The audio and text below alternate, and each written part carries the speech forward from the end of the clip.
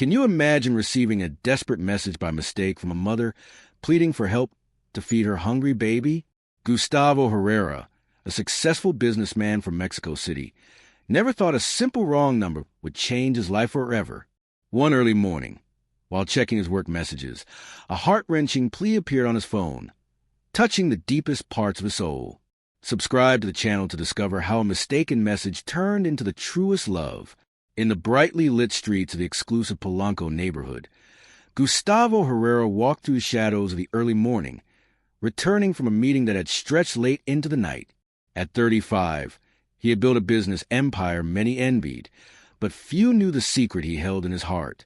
Every week, without anyone knowing, he visited humble neighborhoods, bringing food, medicine, and hope to families struggling to survive. His driver waited outside the last building where he had left money for an elderly diabetic woman's medical expenses. "Don Gustavo, it's very late," murmured the older man. But Gustavo only smiled with a calm satisfaction that comes from doing good without seeking recognition. The city lights blurred as his Mercedes glided over the wet asphalt. His mind already planning the next family he could quietly help. His penthouse was a reflection of his financial success, but also of his emotional solitude. Huge windows showcased the sleeping city, while he poured himself a coffee that tasted of nothing. The walls were adorned with business awards and photos from social events where he smiled out of obligation, but no family pictures decorated his home. His mother had passed away 2 years earlier, and since then, the sense of emptiness had grown stronger. "What's the point of all this money if I have no one to share it with?" he asked himself every night before bed. He'd had relationships, but they always ended when women showed more interest in his bank account than in understanding his soul. The silence of his apartment enveloped him like a cold blanket, reminding him that material success couldn't fill the voids of the heart. His employees described him as a fair and generous boss, always ready to help with personal problems. The previous week, he had paid for his secretary's son's surgery without hesitation, and before that, he had funded scholarships for 3 university students whose parents worked at one of his companies. Gustavo firmly believed God had blessed him with abundance to be a blessing to others. "Money is just a tool," he often said. "What matters is how we use it to touch lives." He carried out his charitable acts in secret, without social media photos or press releases to feed his ego. For him, true generosity didn't need applause or public recognition. It stemmed from a genuine desire to ease others' suffering and sow hope where there was despair. That October night, as he reviewed his last work emails before bed, his phone buzzed with a text from an unknown number. At first, he thought it was spam or a bank promotion, but something in the desperate tone made him pause. The words seemed to pour from a broken soul, someone who had exhausted all options before writing those lines. The message wasn't meant for him specifically, but the anguish it conveyed was so real and palpable that his heart began to race. Gustavo read it once, twice, 3 times, trying to understand how it had reached him. Fate, chance, or perhaps God's hand had placed an opportunity in his path to change a life. And, unbeknownst to him, his own life forever, that unexpected message was about to reveal that sometimes the most beautiful mistakes guide us to our true purpose. In a modest home in the doctor's neighborhood, Maria Isabel rocked her 6-month-old baby in her arms, tears streaming down her cheeks uncontrollably. Little Santiago cried from hunger, and she knew only 2 bottles of formula remained in the kitchen.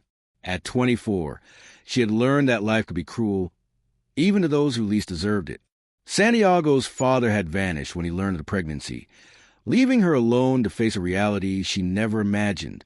Her job as a cashier at a small grocery store barely covered the rent for the tiny room they lived in, and every peso had to stretch to cover diapers, medicine, and food. Yet, despite the hardships, Maria Isabel hadn't lost a special light in her brown eyes, a spark of unwavering hope. Each morning, she thanked God for letting her wake up next to her son, and each night, she prayed for strength to be the mother Santiago deserved. Nights were the hardest, when the day's exhaustion mixed with worries about tomorrow. Santiago was a beautiful baby with big, curious eyes, but lately he'd been fussier because the formula she could afford wasn't the best quality. She had noticed he wasn't gaining weight as he should, and the pediatrician at the health center recommended a specialized formula that cost twice as much. "Your baby needs better nutrition," the doctor had said with a compassionate smile that couldn't hide his concern. That night, as she calculated and recalculated her expenses in a worn notebook, Maria Isabel realized she couldn't afford a recommended formula until her next paycheck. Desperation began to tighten her chest, but she took a deep breath and reminded herself she had faced tougher moments. She was a strong woman, raised by a grandmother who taught her that obstacles are overcome with faith and determination. Her pride kept her from asking for help, even from the few family members she had left. She had grown up watching her grandmother work hard to support the family, without ever begging or asking for favors. "Dignity isn't for sale, my little one," her grandmother always said. "And poverty is no cause for shame if you work honestly." Maria Isabel had inherited that philosophy, but she also learned that motherhood radically shifts priorities. It was no longer just about her pride or dignity. It was about Santiago's health and well-being. That night, as her baby finally fell asleep in her arms, she gazed at his angelic face and felt her heart break. She couldn't let her son suffer because of her stubborn refusal to accept help. A mother's love was stronger than any barrier her pride could raise. She had to find a way to get that formula, no matter what it cost her dignity. In a moment of absolute desperation, she remembered a co-worker had given her the number of a woman who supposedly helped single mothers in tough situations. Maria Isabel had never seriously considered that option, but that early morning, with Santiago sleeping restlessly from hunger, she decided it was time to swallow her pride. With trembling hands, she found the crumpled paper where she'd written the number weeks earlier. The darkness of the room seemed to amplify her fears and doubts, but the image of her son malnourished gave her the courage she needed. She began typing a message, carefully choosing each word to avoid sounding too desperate, though inside, she felt exactly that. Her heart pounded so loudly she could hear it in the silence of the early morning. She didn't know if the woman really existed or if the number was still active, but she had to try. What she didn't know was that she was about to make the most beautiful mistake of her life. After several attempts to craft the perfect message, Maria Isabel finally wrote from the heart, without embellishment or lies, just the raw truth of a mother needing help to feed her baby. Her fingers trembled as she pressed send, and she immediately felt a mix of relief and anxiety that kept her awake the rest of the night. She had no idea that in her nervousness, she had misdialed one digit, sending her desperate plea to a complete stranger. The message had traveled to the invisible waves of technology, crossing the city to land in the hands of someone she never could have imagined. Santiago stirred restlessly in her arms, as if sensing something significant had just happened. Maria Isabel rocked him gently, whispering words of love, promising she'd find a way to give him everything he needed. The early morning dragged on slowly, but she couldn't sleep, wondering if she'd done the right thing by sending that message, unaware that she had set in motion a chain of events that would change her destiny forever. The mistake she was so ashamed was about to become the miracle she had prayed for. Gustavo read the message again, each word piercing his heart like a thorn. Asterisk, sorry to bother you, but I'm desperate. My 6-month-old baby needs special formula, and I don't have money to buy it. I'm only asking for 200 pesos, so my son doesn't go hungry. I know you don't know me, but I'm a working mother who never asks anyone for anything. I'm begging you, please. Asterisk, the message was full of spelling mistakes and punctuation errors that revealed the sender's humble education, but it also carried a sincerity so pure that it brought a lump to his throat. This wasn't the typical scam message circulating on social media. There was something in those words that spoke of real pain, of a mother facing the most terrifying fear, watching her child suffer from hunger. Gustavo got up from his leather armchair and walked to the window, gazing at the city lights that never slept. Somewhere in that vast urban expanse, a woman had sent a cry for help that had reached him by mistake. Fate is capricious, he thought, but perhaps this message hadn't come to him by chance. The image of a hungry baby crying settled in his mind like a photograph he couldn't erase. Gustavo had grown up in a middle-class family where food was never lacking, and though he had seen poverty during his charitable visits, he had never been so close to a mother's desperation. His own mother had passed away when he was already a successful adult, but he vividly remembered her stories of the sacrifices she made to raise him after his father abandoned them. "A child is the most sacred thing a woman can have," she always said, "and a mother would do anything to see them happy." Those words echoed in his memory as he reread the message, imagining this unknown woman struggling against her pride to write those lines. It didn't matter that the message wasn't meant for him. It had reached his hands, and that was enough. God had mysterious ways of placing opportunities to do good in people's paths, and this would be no exception. Without a second thought, Gustavo dialed the number from which the message came, but after several rings, it went to voicemail. The recording was simple. Asterisk, "I can't answer right now. Please leave a message." Asterisk was a young, tired, but sweet female voice, confirming his suspicion that this was a real woman in a desperate situation. He decided not to leave a message yet. First, he wanted to investigate to ensure it wasn't a scam, though his heart already told him the plea was genuine. Using his contacts at a telecommunications company where he had investments, he traced the number's approximate location to the doctor's neighborhood, a working-class area in the city center. It was a neighborhood he knew well, because his driver had grown up there, an honest man who had worked for him for years. The information confirmed the message came from an area where families struggled daily to get by, not from a wealthy neighborhood where sophisticated scammers might operate. The early morning wore on, but Gustavo couldn't sleep. He imagined the mother watching over her hungry baby, probably counting her last pesos and praying for a solution. The desperation of not being able to feed a child must be the worst pain a person could feel, he thought. Pacing his spacious apartment, he decided he couldn't wait until morning to act. Every passing minute was another minute of suffering for that family.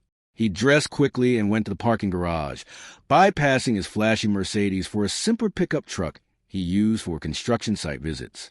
Before leaving, he stopped at a 24-hour pharmacy and bought several cans of the most expensive, nutritious formula he could find, along with diapers, baby wipes, and basic medicines. The cashier gave him an odd look for buying so many baby products at that hour, but Gustavo just smiled and paid without explanation. The drive to doctors took 40 minutes in Mexico City's nocturnal traffic. As he drove, he rehearsed what he'd say to the woman we found her. He didn't want to scare her by showing up unannounced, but he couldn't sit idly by knowing a baby might be suffering. He decided to be honest from the start. He'd explained he received her message by mistake, but wanted to help anyway. Upon reaching the area, he realized he'd need more information to find the exact address. Using his contact again, he obtained the address linked to the phone number, a narrow street lined with small houses and divided apartments where working families stretched their budgets to make ends meet. Gustavo parked his truck a few blocks away and walked the rest of the way, carrying a bag of the supplies he'd bought. Dawn began painting the sky in shades of orange and pink, and he knew he was about to knock on a door that would change someone's life forever. What he didn't know was that his own life was about to transform in ways he never imagined. Maria Isabel woke with a start to Santiago's desperate cries, his hunger keeping him restless through the night. Her eyes were swollen from crying, and seeing the empty bottle on the nightstand made her heart ache. Only one can of the cheapest formula remained, and she knew it wouldn't be enough to satisfy her son for the whole day. She got out of bed slowly, holding the baby against her chest, whispering words of comfort that felt empty even to her. The room smelled of dampness and the worry that had become a permanent guest in her home. Golden dawn light streamed through the window, but for Maria Isabel, the day began with the same anguish as always. She checked her phone for a response to the message she'd sent hours earlier, but there were no new notifications. Her heart sank further, though part of her felt relieved not to have received a negative reply. As she prepared the last bottle she had, soft knocks on the door made her freeze. Santiago kept crying in her arms, but she held her breath, tried to identify who could be visiting so early. The knocks came again, this time with a respectful, gentle male voice. "Good morning, miss. Sorry to bother you so early, but I received your message last night and came to help." Maria Isabel felt the world stop around her. Her message, someone had responded, and had even taken the trouble to come to her home. Her legs trembled as she approached the door, unsure whether to feel hope or fear. Santiago's cries grew louder, as if he sensed something important was about to happen. Holding her baby with one hand and the door latch with the other, Maria Isabel took a deep breath before asking in a shaky voice, "Who are you?" My name is Gustavo. Came to reply from the other side. Last night, I got your message asking for help for your baby. I know this might sound strange, but I brought special formula and some other things you might need. Maria Isabel opened the door slowly, keeping the chain on, and peeked out just enough to see a tall man with brown hair and green eyes radiating genuine warmth. He wore a simple white shirt and jeans, nothing flashy, but something about his presence conveyed solidity and trust. In his hands were several pharmacy bags filled with products. Maria Isabel felt a mix of relief and suspicion that paralyzed her for a moment. "How did you get my address?" she asked, her voice breaking with emotion. Gustavo smiled with the same smile that had comforted dozens of families during his charitable visits. "I have some contacts who helped me find you. I know this is unusual, but when I read your message, I couldn't stay calm knowing your baby needed help." The sincerity in his words was so clear that Maria Isabel felt tears roll down her cheeks uncontrollably. With trembling hands, she unhooked the chain and opened the door fully, letting Gustavo see the humility of her home, but also the dignity with which she kept every corner clean and tidy. Despite her limitations, Santiago's cries grew louder, and Gustavo felt his heart break at the sight of the fragile, needy little being. "Please, come in," Maria Isabel murmured, stepping aside. "Your baby's hungry," Gustavo observed with a mix of concern and tenderness she had never seen in a stranger's eyes. "Yes," she replied, her voice choked. "We ran out of formula last night, and I don't have money until next week." Gustavo didn't say anything else. He began unpacking the bags, revealing cans of premium formula, high-quality diapers, baby wipes, and even soft toys for babies. Maria Isabel watched each item emerge, as if witnessing a miracle, her legs shaking so much she had to sit on the only chair in the room. "Why are you doing this?" she asked as Gustavo prepared a bottle with movements that suggested experience with babies, perhaps from a nephew or friend's child. "Because when someone asks for help to feed their child, no questions are needed," he replied without looking up. "And because I believe sometimes messages reach the right people, even if by mistake." Hearing those words, Maria Isabel realized she had misdialed the number, but instead of feeling ashamed, she felt a strange sense that everything had happened exactly as it was meant to. Gustavo finished preparing the bottle, tested the temperature on his wrist, and handed it to her with a smile that seemed to light up the room. Santiago calmed instantly at the smell of the milk, and as Maria Isabel began feeding him, the silence that settled was filled with gratitude, hope, and something neither dared name yet. Gustavo watched the scene with a strange sense of fulfillment he had never felt, as if he had found the place his heart had always longed to be. In that moment, both understood that the wrong number had been the most beautiful mistake of their lives. The story continues with Maria Isabel grappling with the stark differences between her and Gustavo's worlds, her pride clashing with her gratitude, and Gustavo's persistent, selfless kindness gradually breaking down her defenses. Over time, their encounters in the park, Gustavo's gentle interactions with Santiago, and his unwavering support, such as rushing to help when Santiago falls ill, build a bond of trust and love. Maria Isabel begins to see Gustavo not as a wealthy stranger with ulterior motives, but as a man with a generous heart and shared experiences of loss and struggle. Their relationship deepens through shared moments, like Sunday outings to the zoo or park, where Gustavo's natural paternal instincts shine, and Maria Isabel's guarded heart begins to open. Eventually, Gustavo confesses his longing for a family, revealing that meeting Maria Isabel and Santiago filled a void in his life. Maria Isabel admits her growing love for him, culminating in a heartfelt kiss that seals their mutual commitment. Months later, Gustavo proposes in a simple yet profound moment, offering not just his love but also his desire to adopt Santiago. Maria Isabel, overwhelmed by years of fear and insecurity, accepts, realizing that the mistaken message was a divine intervention that led her to true love. Their wedding, held in a small church with close friends and family, is a celebration of love born from an unexpected error. They move into a new home designed for their growing family, and a year later, they welcome a daughter, Isabella, completing their circle of love.